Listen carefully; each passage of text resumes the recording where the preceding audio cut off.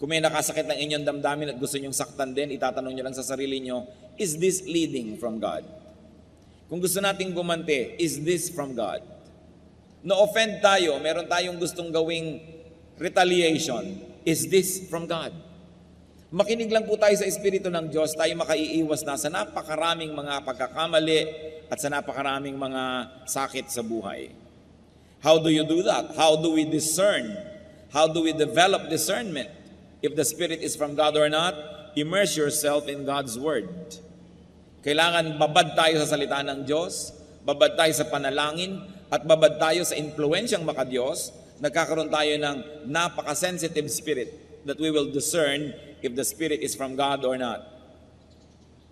Because it is the Word of God that will confirm or deny the source of a message.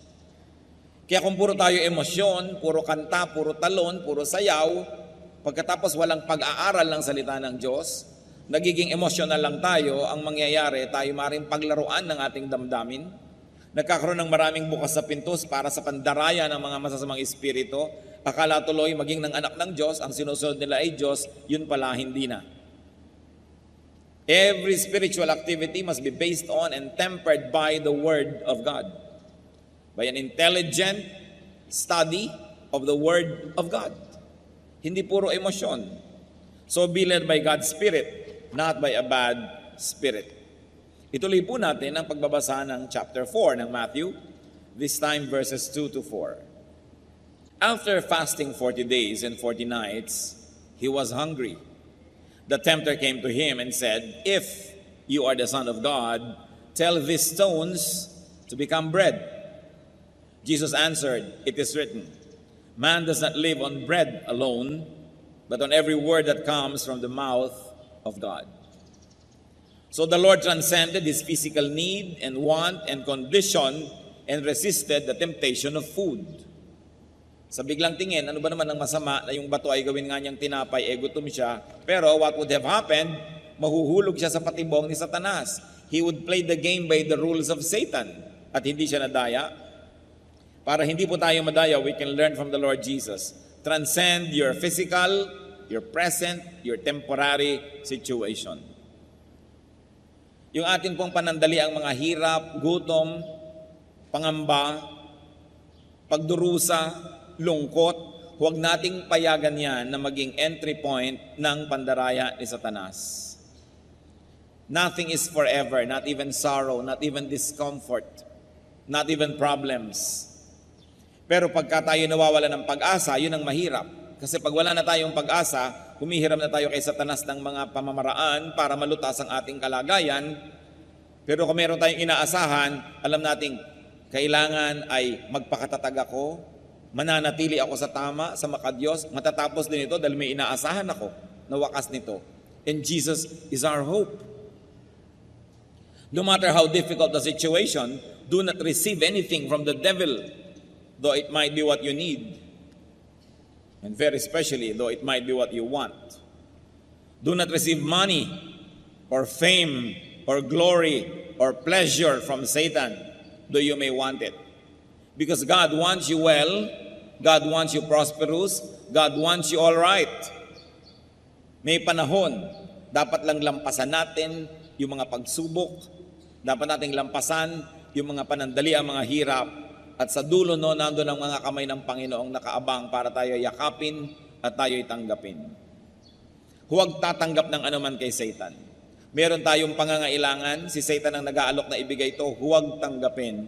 Sapagkat si Satanas ay hindi mabuti, hindi siya nagbibigay. Pagka meron niyang parang ibinigay, ang laki ng bawi. John 10:10, the Lord said, the thief, referring to Satan, comes only to steal and kill and destroy. Wala siyang ibinibigay na mabuti. Pero syempre, ang ibibigay niyang lason, sugar-coated. Ang ibibigay niyang kasinungalingan will come dressed as truth. So be very discerning and do not be swayed by your temporary need to the point that you will hurt your eternity. So, tinukso ni Satanas ang Panginoon. Kung Diyos ka talaga, kung ikaw talaga yung akala mo at sinasabi mong ikaw, ba't di ka maghimala? Gawin mong tinapay ang mga bato. But the Lord responded to the situation, to to the issue, to the offer with a verse. Sabi niya, man does not live by bread alone. Hindi siya nakipagtalo. Ang isinagot niya, salita ng Diyos, nakasulat sa Biblia, kaya hindi pwedeng makipagtalo si Satanas. Pwede lang makipagtalo si Satanas sa sarili nating karunungan, sa sarili nating pangangatwiran. But when you quote the Word of God is powerful that Satan has no choice but to submit to it. Psalm 119:42, I will answer the one who taunts me, for I trust in your word. And the answer is God's word. What can be learned, brother and sister? Respond with a verse. When people taunt you, when people give you temptation, pag ginagalit ka ng tao, tinutokso ka ng tao, ang sagot mo, verse. Sabihin mo man sa kanya yon o sa loob-loob mo lang, ang mahalaga, verse. That's why it's important to memorize verses.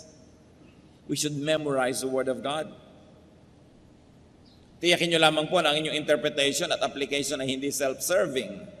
Kasi meron naman talaga nagko-quote ng verse pero baluktot para lamang palakasin ang kanyang depensa, para lamang magmatigas sa kanyang gustong sabihin at gawin. Pero ang sabi ng Psalm 119, verse 11, I have hidden your word in my heart that I might not sin against you. At kung sa puso nakatanim ang salita ng Diyos, paano mag-uugat doon ng kasalanan? May naunang nakatanim. Kung sa utak natin, sa ating isip, ay nandun na ang salita ng Diyos, naunahan na niya yung masama, paano pa makapaghahari ang masama doon? Meron ng nakalagay na nakabutihan doon. Kaya ang mahalaga, alamin, isaulo ang salita ng Diyos. So, no argument, the devil dropped the issue and just opened another issue. Matthew 4:5-7. Then the devil took him into the holy city and had him stand on the highest point of the temple. If you are the Son of God, he said, throw yourself down, for it is written, he will command his angels concerning you, and they will lift you up in their hands, so that you will not strike your foot against a stone. Jesus answered him, it is also written, do not put the Lord your God to the test. Ang temple po sa Israel ay nasa isang gilid ng syudad. May 4 na pader, 4 na dingding na makapal at mataas ang syudad. Doon sa isang sulok noon, sa isang gilid, nandun ang temple. At doon sa gilid na yon, napakataas ng bangin. Doon sa ibang mga side, pwede kayong lumabas ng wall at maglakad patungo sa iba't ibang direksyon. Pero itong side where the temple is, or where the temple was, ang gilid niya bangin na napakalalim na. Kaya pagka nahulog kayo mula sa templo, napakalalim na inyong kahuhulugan. So dinala pa ni Satanas si Lord doon sa ibabaw ng pinakamataas na bahagi ng templo at pinatingin doon sa bangin at sabi, kung ikaw nga anak ng Diyos, tumalon ka. Di ba? Sabi sa Biblia, eto, nagkukot na sa Biblia si Satanas. Kaya hindi lahat ng nagkukot sa Biblia ay galing sa Diyos. Tatandaan nyo yan. Dahil mali ang paggamit ng quotation. Sabi sa Biblia ay hindi ka papabayaan ng langit, sasaluhin ka ng mga anghel, ni hindi sasayad sa mga bato ang iyong paa. O talon na, patunayan mo kung sino ka. At ang sabi ng Panginoon, do not put the Lord your God to the test. It is also written. Nag-quote na naman ang Panginoon sa Biblia. So the Lord did not walk into a trap. The Lord did not call the dare. The Lord did not prove Himself. And the Lord did not allow Himself to be measured by Satan's standards. Napakarami po sa mga tao ang dapat matuto dito dahil marami tayong pinapasok na gulo dahil lang tayo natutuksong patunayan kung sino nga tayo. O kung talagang matapang ka, kung maunang manuntok, o kung talagang magaling ka, gawin mo ito. Kung talagang matibay ang dibdib mo, itong unahin mong gawin. Kaya tuloy nagkakagulo ang mundo. Pero sabi ni Lord, it is also written, huwag mong bibigyan ng ganitong uri ng mga test ang iyong Diyos. Huwag po tayo mga kapatid papasok sa mga tukso, sa mga trap. Pag pinuprove na kung sino ka, kuminsan yung mga ibang younger people, ipoprove nila na magaling sila, mahusay sila. So anong gagawin nila? Magre-rebellion, gagawa sila ng sarili nila mga kingdom. Pero may pinuprove lang sila na magaling ako, kaya ko rin yan. But it's a trap. Because anything that is not done from a pure motive could only be the prodding of evil spirits. Sapagkat motibo ang tinitingnan sa atin ng Diyos sa ating ginagawa. Psalm 141 verse 9, keep me from the snares they have laid for me, from the trap set by evildoers. Iiwas niyo po ako sa mga patibong, sa mga bitag. So keep me from friends and family. Keep me from myself na nagiging dahilan para ako hindi makapag-isip ng mabuti dahil kakampihan ako agad, uudyukan ako agad, na patunayan kung sino ako, na magaling ako. Ito po ay mga patibong. Avoid traps. At syempre, sinasabi din sa Biblia, ang mga babaeng magaganda at magagandang magsalita, ganon din ang mga lalaki na mapang-akit, ay trap yan sa mga married people who should not even entertain such persons. They are traps. Oras na pumasok ka, hindi mo alam, bitag pala, ang hirap ng lumabas. Marami pong mga traps, mga kapatid. Kung minsan yung pagsisikap, sisikapin kong maging best engineer, sisikapin kong maging best accountant, o sisikapin ko na maging best pastor, sisikapin ko na maging magkaroon ng ganitong ministry at papalaguin ko. Kung minsan hindi naman pure lagi ang motive.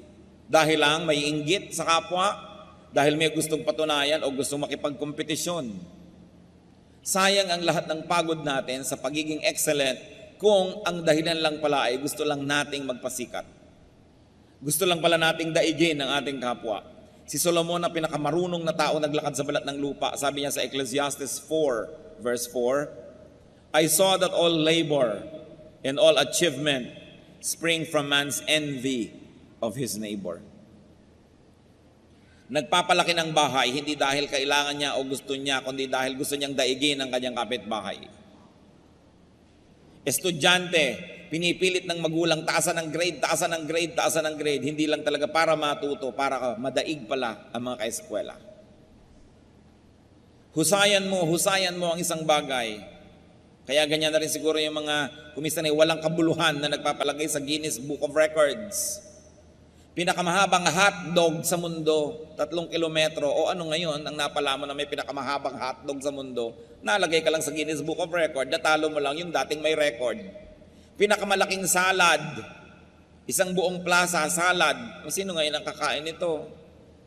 Pinakamalaking relleno, pinakamahabang pagkukulong sa loob ng kahon na maraming kasamang ahas.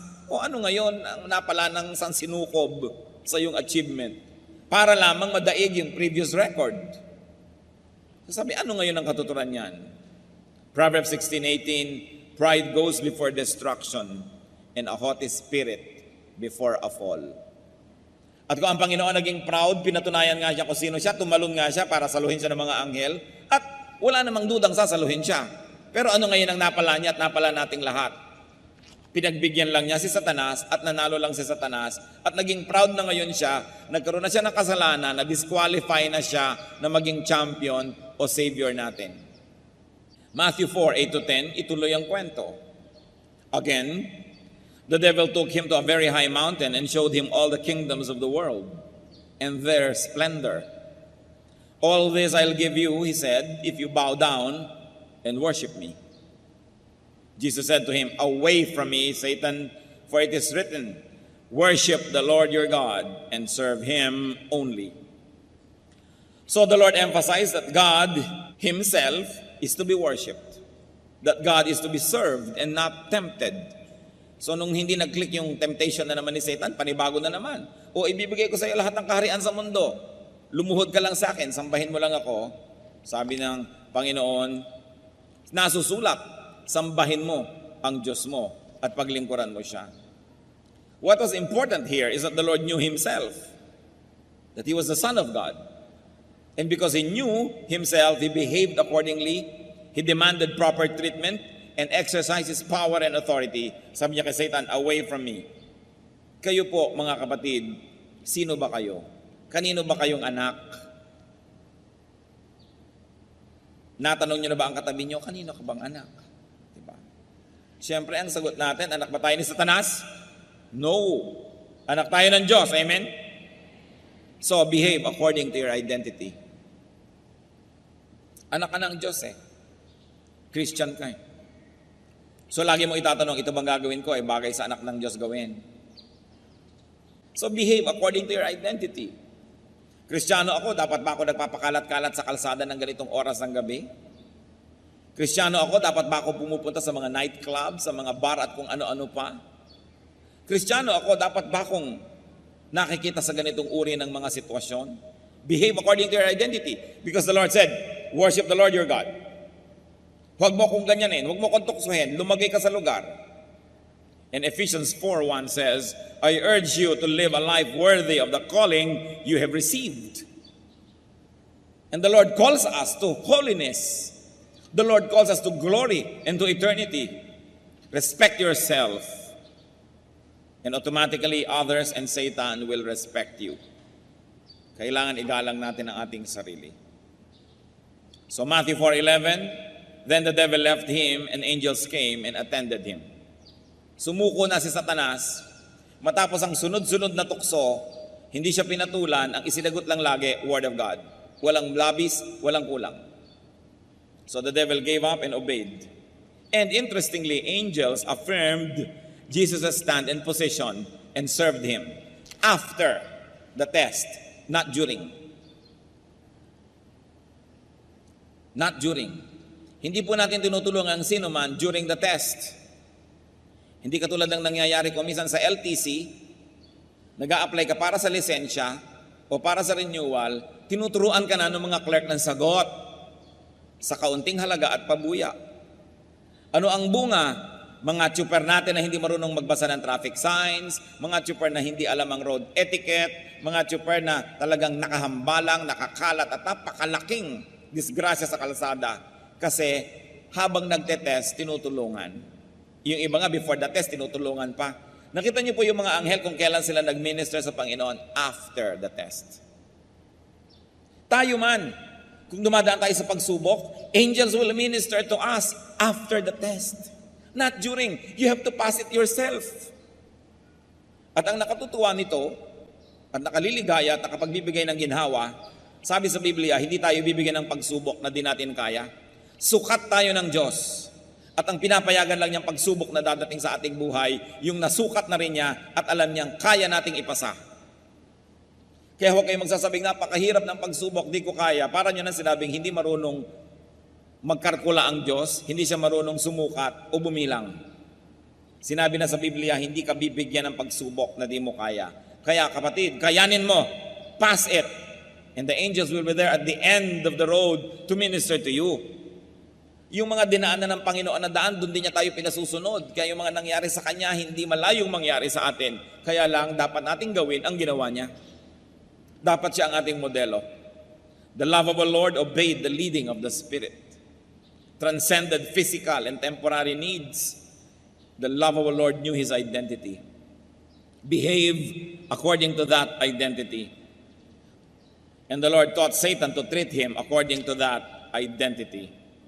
Ano po bang identity nyo? Kayo'y husband? Behave as a husband of one wife.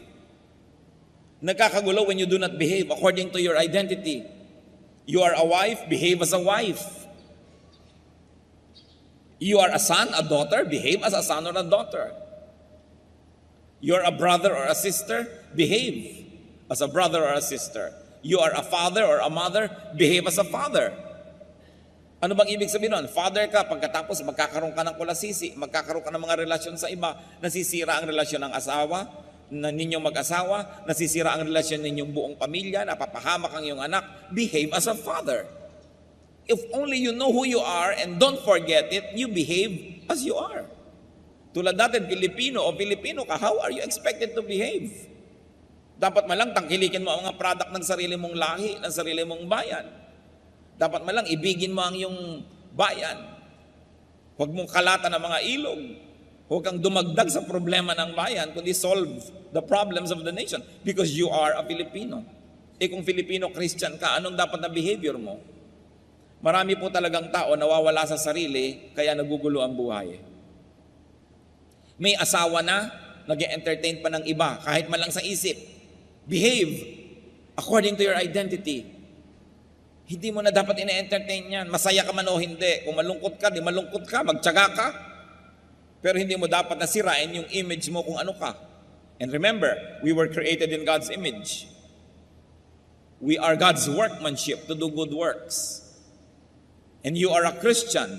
Kung Kristiyano ka, anong yung identity? Bagay ba sa bibig ng Kristiyano ang nagchichismis?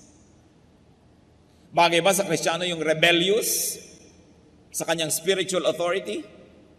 Bagay ba sa Kristiyano yung namimintas? Bagay ba sa Kristiyano yung kung sino ang kumupkup sa'yo, nag-alaga sa'yo, nagpakain sa'yo, bigla mong tutuklawin? At pagkatapos, pagsasalitaan mo ng masasakit at masasama para lang magmukha kang mabuti at martir, kaawaan at tulungan ng iba? Bagay ba yon sa bibig ng Kristiyano? Bagay ba sa mga Kristiyano na nagsusuporta sa mali? Kung tayo lang po lalagay sa lugar, aayos ang ating buhay. Teacher ka, bagay ba sa teacher ang hindi nagtuturo, hindi naghahanda ng lesson plan? Estudyante ka, bagay ba sa estudyante hindi nag-aaral? The Lord did not forget who He was. Sabi niya kay Satan, worship the Lord your God. Lumagay ka sa lugar. So the lovable Lord kept His argumentations with the devil to the minimum. Few words and to the Word of God for our benefit. And thank God, He knew how to suspend pleasure and comfort, relief and satisfaction.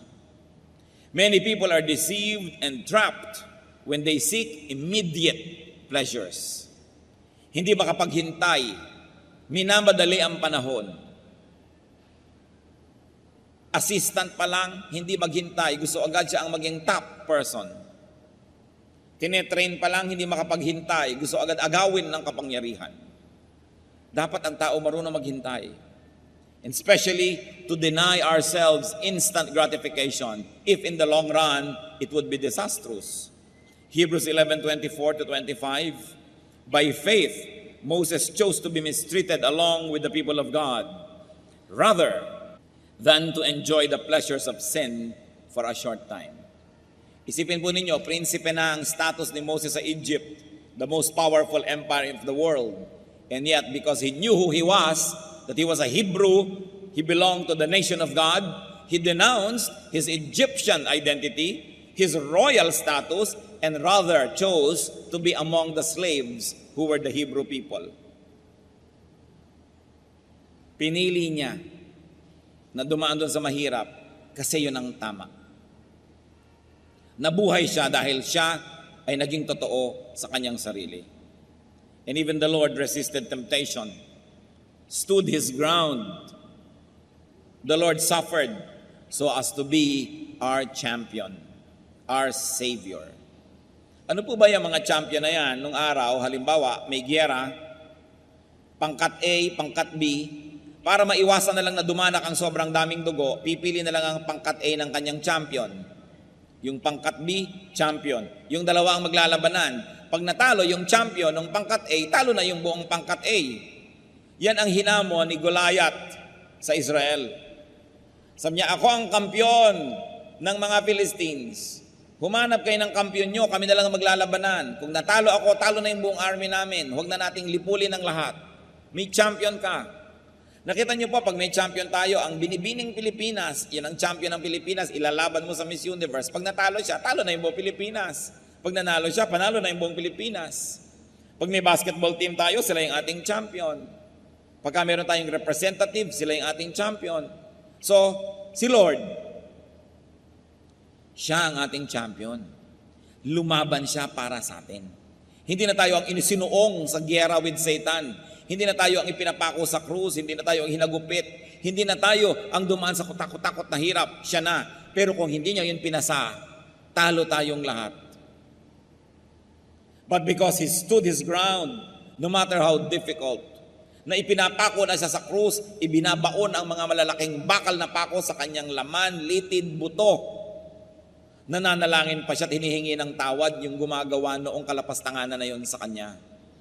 Kung siya'y nagalit, napuno, napikon, at gumawa ng hindi maganda, hindi na natin siya champion. Kasi ang champion na kailangan natin para mahugasan ang ating kasalanan ay yung walang kasalanan. Ang kailangan nating champion para tayo luminis ay yung may malinis na dugo. Tiniis niya ang lahat so that He will remain to be our champion. And thank Jesus because He is our victorious champion.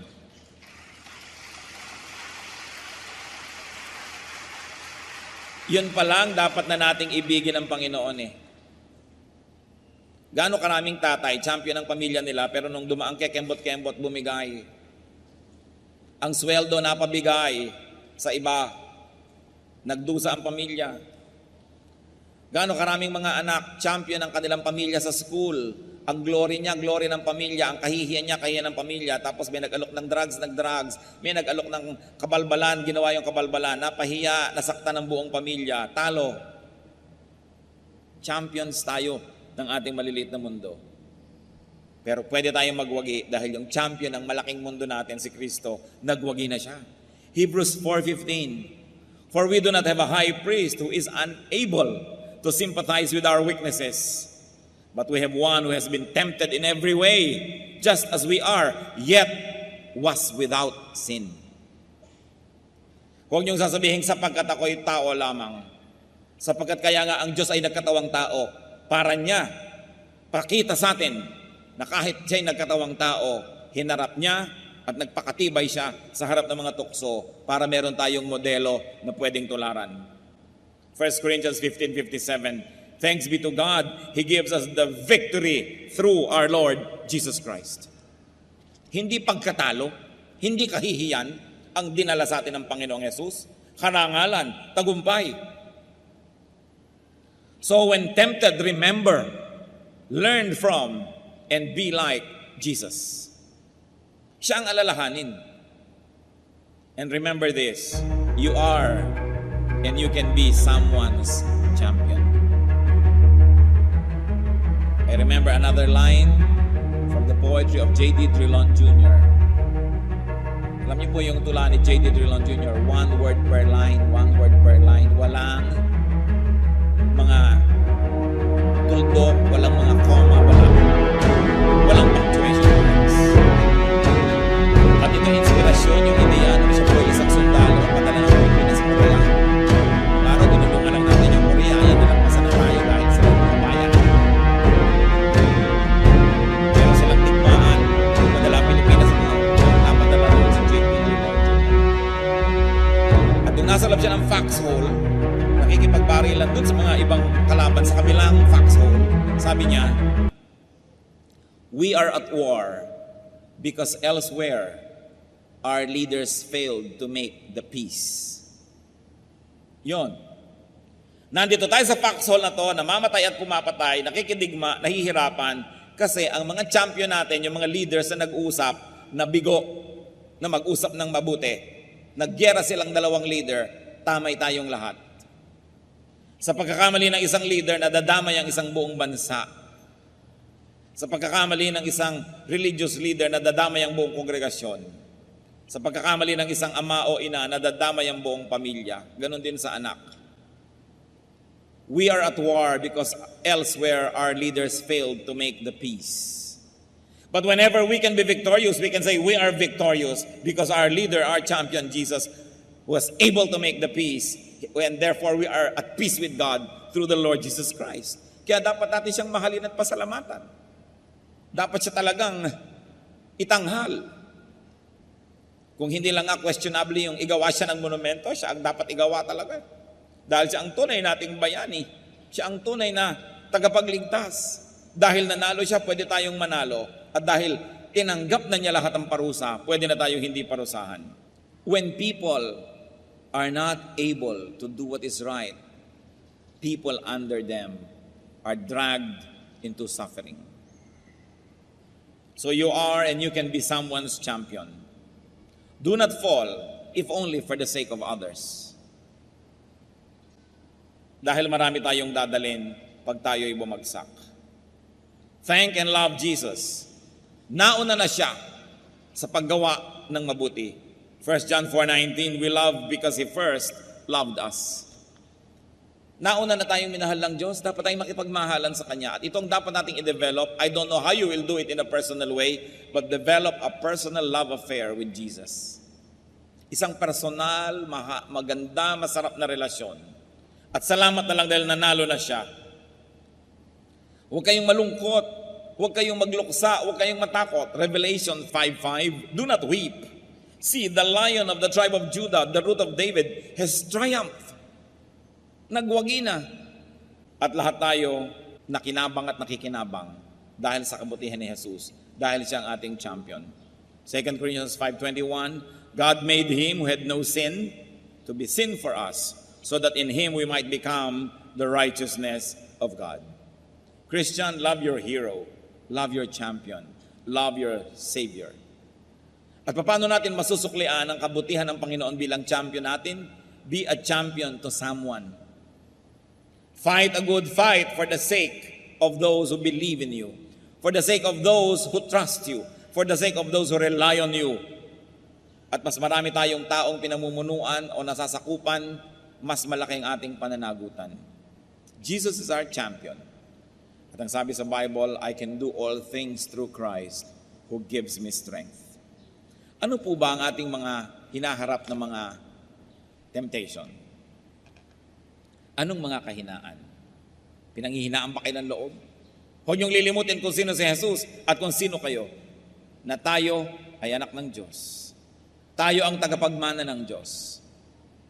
We should behave accordingly. Huwag nating lilimutin, lalo sa mga panahon ng hirap. Huwag tayong bibigay. Huwag nating lilimutin, hindi bagay sa aking sumuko. Si Jesus, nung binibigyan ng pagsubok, ay hindi sumuko. Hindi ako dapat sumuko. Nauna na siya. Hindi ako ang pioneer. Hindi ako ang iimbento o hahanap ng mga sandata o lunas. Nagawa na lahat ni Jesus. Susundan ko na lang ang kanyang mga yapak. Maninindigan ako sa tama. Panginoong Diyos, kami nananalangin sa sandaling ito. Tunghayan mo po kaming lahat. Ang mga personal na buhay ng bawat isa.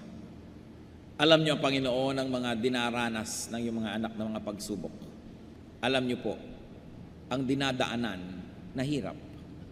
Alam niyo po, Panginoon, na napakadaling matukso kung ililipat namin ang aming paningin doon sa iniaalok ng kalaban. Turuan niyo po kami, Panginoon, na manindigan. Turuan niyo kaming tularan kayo as our champion. Lalong-lalo sa mga anak mong nakikinig na yung salita, na sa kanilang pagbagsak ay maraming madadamay, ituro mo sa aming maging matatag, ituro mo sa aming manindigan, at huwag lilimutin kung sino kami, anak nyo, na hindi kami bagay gumawa ng mga hindi nararapat sa iyong mga anak. Diyos sa langit, aming Ama, kayo na pinagmumulan ng lahat ng habag, lahat ng kapangyarihan. Nagpapakumbaba kami at kinikilala na kailangan namin kayo. Kayo ang nakakaalam ng kalagayan ng bawat isang humaharap ng mga pagsubok, mga humaharap ng mga hirap, humaharap ng mga bagay na parang hindi kakayanin at talagang hindi kaya kung aasa lang sa sarili. Subalit, Panginoong Jesus, nauna na kayo sa daan na ito. Natawid nyo na ang lahat ng dapat tawirin, naranasan nyo na ang lahat ng dapat danasin at dinaranas ng iyong mga anak ngayon. Ama, sa pagpapakumbaba na iyong mga anak. At ayon sa iyong kapangyarihan at pangako, humihingi ang iyong lingkod. Pagkalooban mo ng himala. Pagkalooban mo, Panginoon, ng kapangyarihan. Pagkalooban mo ng linaw ng isip, tibay ng loob, tapang ng dibdib. At bigyan mo rin ng malakas na katawan na magiging tahanan ng iyong espiritu upang sa ganon makidigma sa masama. Manindigan to live victoriously. Salamat, Panginoon, sa iyong mga pangako. Salamat sa iyong salita. Kayo na nakababatid ng bawat detalye ng aming buhay, pagkalooban nyo ng iyong kapangyarihan ngayon